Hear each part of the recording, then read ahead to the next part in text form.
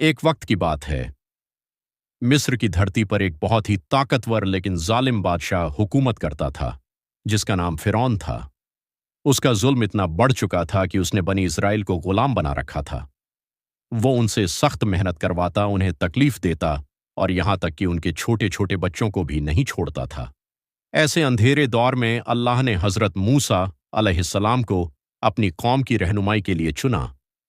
उन्हें एक बड़ी जिम्मेदारी दी गई, जुल्म के सामने खड़े होना और अपनी कौम को आज़ादी दिलाना। हजरत मूसा अलैहिस्सलाम फ़िरौन के पास गए और बहुत नरमी से उसे समझाया, एक अल्लाह की इबादत करो और बनी इसराइल को आज़ाद कर दो। लेकिन फ़िरौन घमंड में डूबा हुआ था। उसने इस बात को ठुकरा दिया और कहा कि वह सबसे बड़ा है। उसने हजरत मूसा अलैहिस्सलाम की बात को झुठला दिया। जब हालात और ज्यादा खराब हो गए तो अल्लाह ने हजरत मूसा अलैहिस्सलाम को हुक्म दिया कि वो अपनी कौम को लेकर मिस्र से निकल जाए। रात का वक्त था, चारों तरफ सन्नाटा था। हजरत मूसा अलैहिस्सलाम अपनी कौम के साथ चुपचाप सफर पर निकल पड़े। लेकिन जब फिरौन को इसका पता चला तो वह गुस्से से पागल हो गया। उसने तुरंत अपनी बड़ी फौज तैयार की और उनका पीछा करना शुरू कर दिया।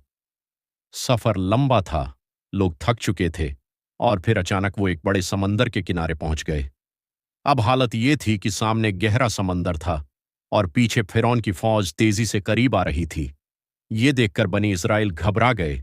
उनके दिलों में डर बैठ गया और उन्होंने कहा, अब तो हम पकड़े जाएंगे, हमारे लिए कोई रास्ता नहीं बचा। लेकिन उस मुश्किल वक्त में भी हजरत मूसा अलैहिस्सलाम का यकीन डगमगाया नहीं।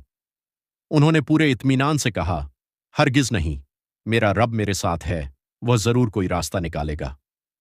और फिर वही हुआ जो किसी ने सोचा भी नहीं था। अल्लाह का हुक्म आया। हजरत मूसा अलैहिस्सलाम ने अपना आसा उठाया और समंदर पर मारा। अचानक समंदर का पानी दो हिस्सों में बंट गया। बीच में एक सूखा रास्ता बन गया, जैसे कोई सड़क हो।